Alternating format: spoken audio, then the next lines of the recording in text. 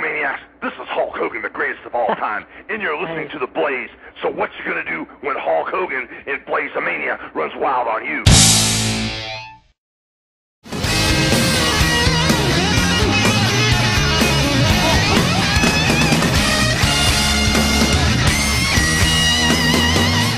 Kamala, how you doing? I'm doing real good. How about yourself? I'm doing really well as well. It's really a pleasure to have you on. It's been a long time coming. Oh, thank you. We finally got together. Yes, we did. Well, I guess the first bit of news that we should tackle when speaking with you is that you have a new action figure out, part of the classic Superstar series. Yeah, and I'll be in New York tomorrow, and I'll be at tomorrow night, well, Saturday night, I believe. Mm-hmm. And I'll be autographing it. I hadn't seen it myself yet, but I'll get a chance to see it Saturday. Really? Yeah. How'd you get contacted to be chosen to be, I guess, immortalized in such a way? Well, I have an agent. Ah. And yeah, I have an agent, and then a lot of different promoters call me about these things. Hmm. Yeah. What do you think of WWE doing a lot of these Legends figures? Actually, the recent stats that they just came out with said that a lot of the classic wrestling figures actually sell more than the young guys that are in the business today. I didn't know that, but it's good to hear that. But I think it's great. Hmm. Well, you made a few appearances in the WWE in the past couple of years. How do you enjoy getting in front of the camera these days and ages? Well, it's about the same as it was years ago when I've been in front of the camera. So for the past 27 years. Mm-hmm. So it's nothing new to me, but I mean, I enjoy doing it. I get some thrill out of it. Mm. So it's great. Mm. Okay, now, you recently had a match on SmackDown against Randy Orton where The Undertaker made the save. You were in the first coffin match with him. What did you think of the coffin match idea? Well, really and truly, I am afraid of coffins. And that was part acting, part not. I didn't want to go in that casket, but that was part of the show. I didn't want to go in it, but I did it anyway. And after I was in it, I felt pretty comfortable. But working my way up to the casket match, I just didn't know how I was going to take it. Very good. Now, you've become quite a fan favorite, if I may say so. I'm a personal fan of yours. How did you become? How did you go from being the Mississippi Mauler and Sugar Bear Harris to Kamala the Ugandan Giant? Well, it's just like shopping. The Mississippi Mauler was when I was the Mississippi Mauler. I was just I wasn't too popular, and it just didn't seem like it clicked. And I left from there, and then I changed my name to the Ugandan Giant, Kamala. But I used to live in Africa, and all while I was in Africa, it started brewing in me, and we end up doing it. Do the chants that you do when you're in the Kamala character, do those mean anything, or is that just random? It's just random. Oh, okay. How about these symbols, the paint on your face and stomach and chest? Are those symbolic of anything? Not that I know of. It's just that when I was living in Africa, we went down in the valleys, as they call it, and I saw people with the paint and stuff on their face like that. So, what it meant, I don't know. But it's something that really caught my eye, and I was interested in it. It'd be funny if it meant something really strange, like... Yeah, I'm afraid. Yeah, that's why I always laugh when I see a white guy walking around with a Chinese tattoo. Yeah. Because you know damn well he doesn't know what the hell that means. That's true. Right. Yeah. Yeah. Yes, sir. Now, there are quite a few people who have recently borrowed the Kamala character and gimmick. There's one in ECW had a match where he basically imitated you, Joel Gertner. Did you see that? No, I didn't see it, and I never heard of it. Yeah, he had the Lucky Charms symbol from the cereal. Uh-huh. And he painted that all over his body. And he had a pretty good impression, if I may say so. Yeah, I didn't know that, but I'm not mad at him. I say more power to him. I'm not that kind of person. If he can take it and make $1 million with it, I'm happy for him. There's another guy who copied your gimmick. He just went by the name Uganda, as a matter of fact. You just don't have any problem with people borrowing quite vividly your gimmick? No, I really don't. I mean, when they first started, just ignore the beat. But when they first started doing it, it was kind of bothered me a little bit. But I just let it go. I never said anything to him. Well, tell us a little bit about what it was like to be a part of the WWF in the mid-'80s. I know you had a feud with Hulk Hogan, and a lot of people talk about those days being really revolutionary and seeing the changes from the WWF, which was a New York territory, to the national promotion that the WWF became. Yeah, well, it was great being in the WWF, overall. I mean, I have said otherwise in the past, blowing off steam, I guess, but it was great, being in one of the greatest organizations in the world, one of the well-known organizations in the world, and I can say that I've been there and I've been to the top, there, even though I wasn't compensated for it, but I can say that I've been to the top. And it's good, and it's just good for me to think that to know that I went to Madison Square Garden 2 or 3 times in a row with Hogan, and we sold it out each time. And back then, what makes me feel so good, it was just one main event, and that was Hogan and me.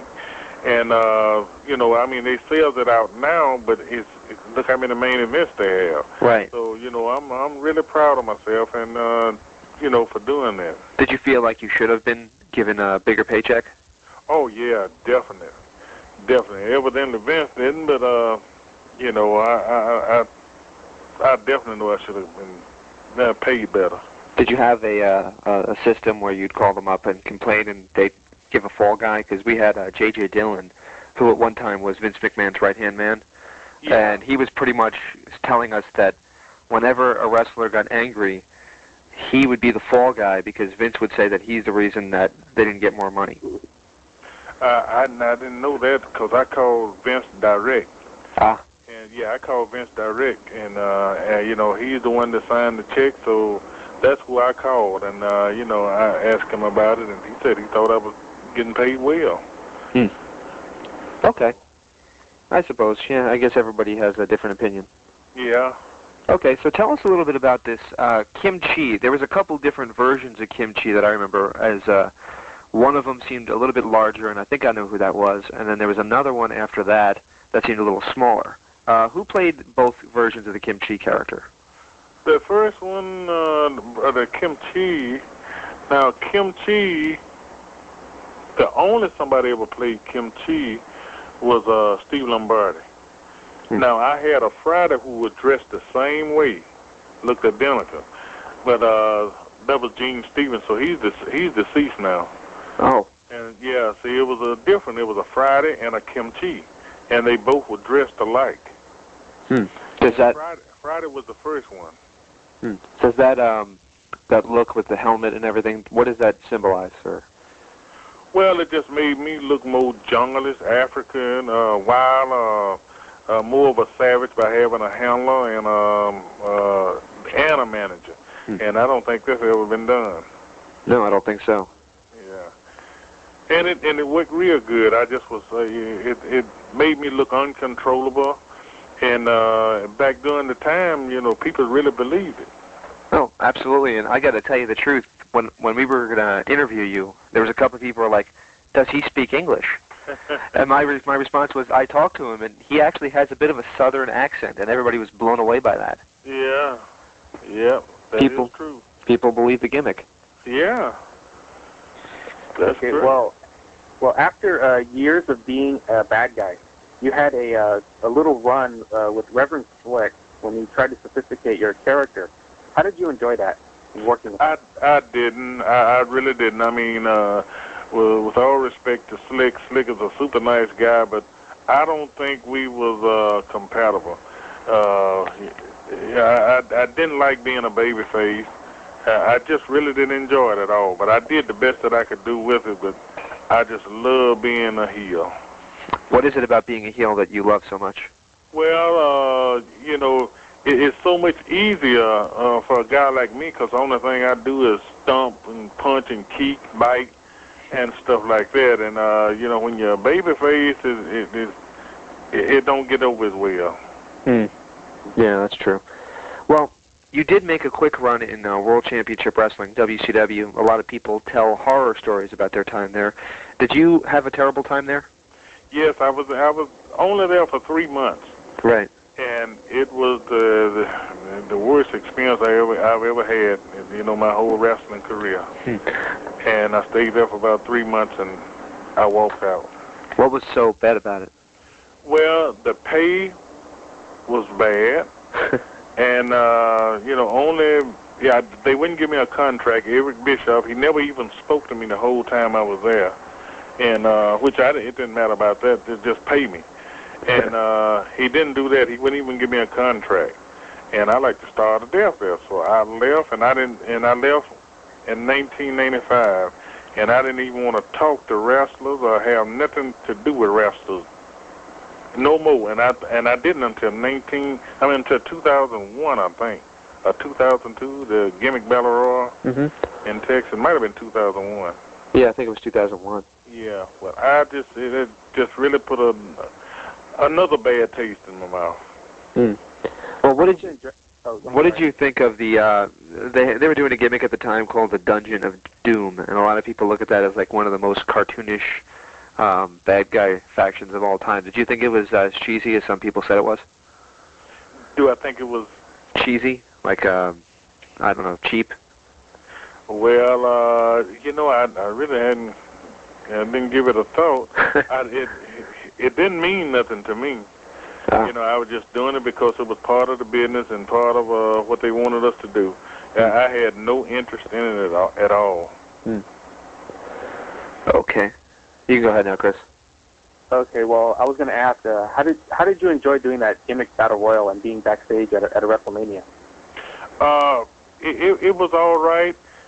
They had asked me about doing another one of their pay-per-views a couple of years before that, and I wouldn't do them. I wouldn't do it. I didn't want to have nothing to do with wrestling. And finally, they called me up in 2001, and I told them that I would call them back and, you know, give them an answer. And I just made up my mind to go there. And when I got there, it was all right when I got there, but I couldn't wait to get back home. You know, wrestling just had that bad of a taste in my mouth. Do you still have that kind of bad taste in your mouth? No, not really. What changed your mind about it? Well, after the Gimmick Battle Royal, and then I got so many phone calls from independent promoters, you know, just trying to get me to come back and do some of their shows. So I decided to do it, and here I am. I've been doing it since 2001. So when you do come out on an indie show, do you do the heel routine, or do the fans kind of appreciate you more because they're familiar with you? Yeah, they kind of appreciate me more, and I'm kind of getting to adjust to being a babyface now, because you know, when I come out, I get all kind of cheers, and a lot of cheering comes up to me and shakes my hand and wants an autograph. So I kind of like it. When you made that one appearance on Raw as part of the Divas search, but I got to ask you this question because I was wondering it myself, and maybe you would have an answer to this. Do you think any of those girls actually knew who you were? No. I really don't. I mean, because it seemed to me like a lot of them were thrown off by it, and I'm like, come on. I mean, if you ever watch wrestling, you should know who this guy is. Yeah. It really didn't seem like it. No. Yeah. It really didn't seem like it. Well, you have a CD out. What kind of music would you describe it as?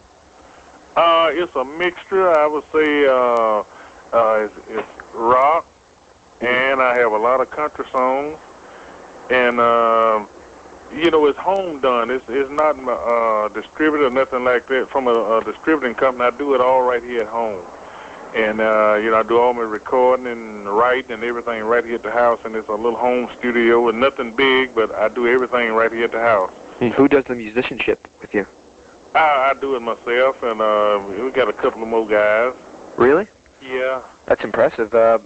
I mean, is there any chance you can maybe send us over a song that we could play at the end of the interview?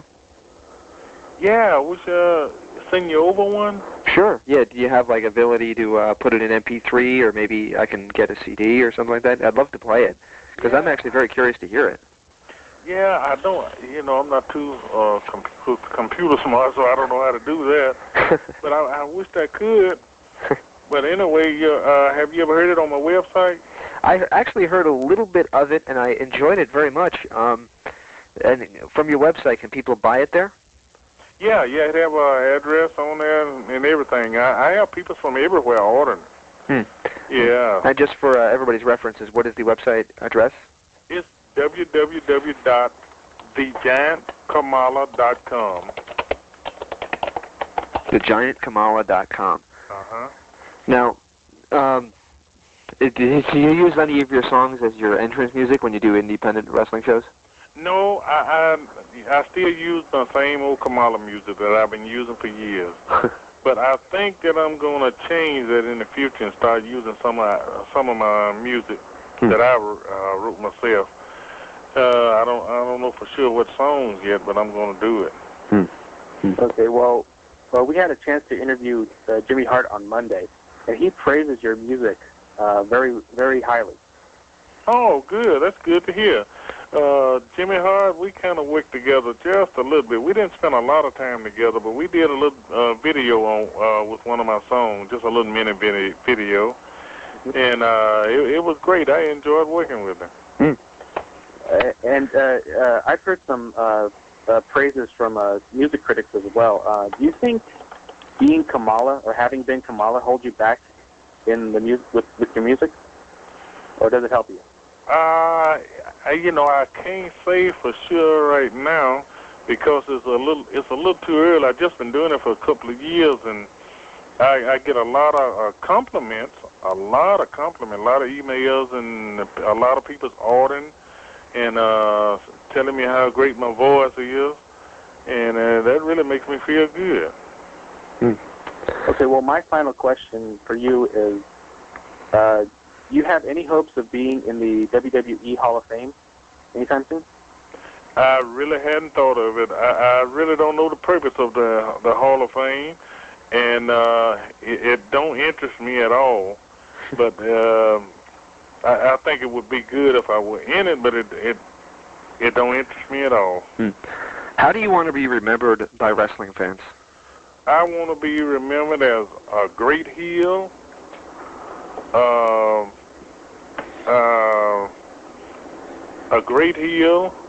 guy that and a nice guy, a super nice guy, a guy that's easy to work with, and a guy that really took care of his gimmick back when the kayfabe was enforced. Right. And just just overall being and have more than one talent for like writing songs, singing, and just overall being a nice guy. That's the way I want to be remembered. What do you think of the lack of a kayfabe era that we have today? Do you think that the internet being so open that all the fans really know exactly what's going on, both in front of the camera and backstage, is a good thing? No, I don't think that's a good thing. I really don't think it's a good thing. That's the reason the house shows is so down now.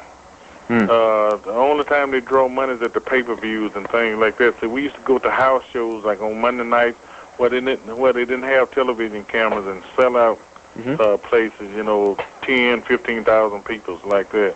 But I think that's all gone now. Yeah. You think that the internet is to blame for that, though? Excuse me? Do you think that the internet is solely to blame for that? I would say partially the internet and a lot of the promoters. Speaking of promoters, what do you think of one of the other promotions? I'm not even sure if you've seen it, but what do you think of Total Nonstop Action Wrestling? Total Nonstop. That's TNA, right? Yeah, TNA. I really don't watch wrestling, and I don't know a lot about it. So, I'm not up to date on it. Well, do you mind if we just give you a couple word associations? If you have a one-word answer for the name, that's fine. If you want to tell a story, that's great, too. Oh, yeah, I wouldn't mind. Sure, the first name on the list is Hulk Hogan. Okay, so now what's the question now? Basically, just your thoughts when you hear Hulk Hogan. If it's a story, that's fine. If you just have a one-word answer, that's fine too. Yeah, I don't have a story, but Hulk Hogan, I can say that he was, to me, the greatest champion during my time. The greatest champion, and he always have been a super nice guy. I've wrestled him many times all over the world, and I think he's a great guy to work with. He have a great attitude, and it made me feel comfortable working with him, you know, because a lot of champions, they stuck up and they hard to work with. Hogan, I could do anything with him. He was so easy to work with. And I'm not saying it just because he was a champion, just because he was a nice guy. How about Jerry the King Lawler? Jerry the King Lawler, I've had a lot of great matches with him, and I still do. And he was super. How about somebody that I personally love talking to because he was just such a nice gentleman, Coco Beware? Yeah, Coco, yeah, that's my neighbor. He right here next door to me. Is he really? I mean, not next door. I mean, he right here in Memphis. I'm about 30 miles from his house. Oh, wow. Yeah. Coco and we go way back, and he's a super guy, too. How about Eric Bischoff? I can't say what I think he is, you know, on the air. But, I guess that's nothing nice. Yeah, you can leave it at that. Yeah. How about Dr. Harvey Whippleman? Oh yeah, he's my neighbor. Yeah, he's right here in Mississippi, so he was nice. I enjoyed being around him. We traveled a lot of miles together, and we kind of stay in touch. And the last name I have for you is Vince McMahon. Vince McMahon, he's a great promoter, a good promoter. He knows how to make money, but I don't think he think about the guys that help him put butts in the seat. You know, it's when I speak for myself, I mean he talks to you nice. He have a good attitude and stuff like that. So I can't say I dislike the man. I just dislike his pays. Well, we can't thank you enough for your time. One last plug for your website and your music. www.thegiantkamala.com. And I have some clips of some new songs on there. And one of the songs on the homepage is I wrote it about Tookie. I wrote it on the 13th of December. Tookie is the one that they... Tookie Williams, yes. Yeah, Tookie Williams. Yeah. Well, where did you stand on that issue? I don't believe in the death penalty. Yeah, I don't believe in the death penalty. Not man killing man. I don't believe in that. And it makes no difference if it's Tookie Williams or who. You know, if he did it, then he is wrong and he have to pay. You know, but I don't think man should kill man. So what would you have done with him? Just left him in jail for the rest of his life? Yeah, left him in jail, and from I'm not too up to date on what he was doing, but they say that he did a lot to help people, the gangs, and the police themselves. And I think he would have been a lot better. He would have done a lot better for people's living than he is dead. That's possible. He actually, in his later years, was speaking out against gangs. Yeah. Which was supposedly helping some young children that were growing up on the street, helping get away from there. Right. So, yeah, I kind of walked the line on that issue. I quite honestly never put that much thought into it. But what's the song about? Is it all about that he shouldn't have been executed? Yeah. It's about that. Like you say, do you think what he did trying to help others was worth living? And I think it was worth him living. And if he did, they still had no DNA or nothing, like no solid proof that he killed those people. And you know, and to be honest, he might have did. I don't know, and they don't know. Right. You know, so, but still, my Bible tells me thou shalt not kill. And that's for everybody. That's for Turkey and anybody else. Well, once again, we can't thank you enough for your time, and we wish you the best of luck in the future. Okay, thank you very much. I've enjoyed it. I had a fun time, too. Thank you so much, sir. Okay, you're welcome. All right, have a nice night. Okay, you too. Bye-bye. All right, bye. We're back on the Blaze 1260 AM. That was the Ugandan giant Kamala, and I gotta tell you, I feel like a music producer right now because we're gonna play the first song that this has ever played on the radio. This is the first time this guy's ever been heard on the radio musically. We're gonna play a track of Kamala's music. Go ahead and hit it. Track 3.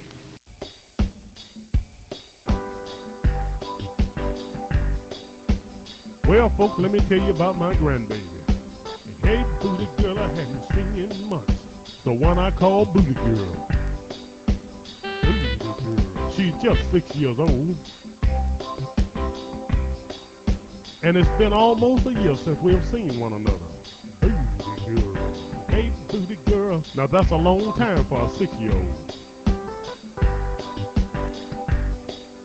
Now, I ain't gonna take up a lot of your time. So here's my story. Booty girl. I was sitting in a Walmart parking lot. When up popped my grandbaby Booty girl. You know she talks a lot. Booty girl. She said, hey, Paw, I hadn't seen you in months. I've been looking for you and I was still on the hunt.